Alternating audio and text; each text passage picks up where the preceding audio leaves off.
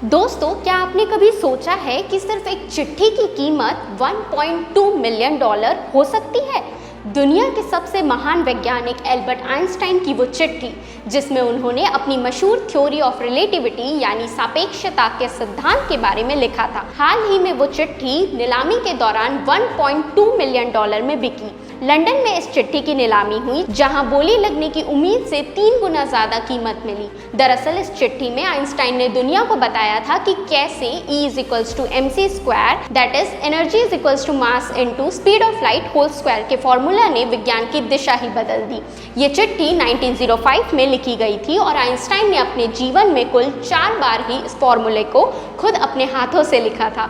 ये theory maths और physics दोनों में सबसे ज्यादा प्रसिद्ध थ्योरी मानी जाती है। इसी की मदद से आइंस्टाइन ने दुनिया को पहली बार ऊर्जा और द्रव्यमान के बारे में समझाया था।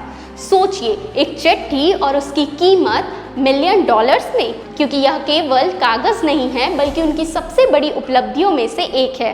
आपको ये इन्फॉर्मेशन कैसे लगी कमेंट करके जरूर बताइए और ऐसे ही इन्फॉर्मेटिव वीडियोस के लिए CG भास्कर के साथ जुड़े रहे।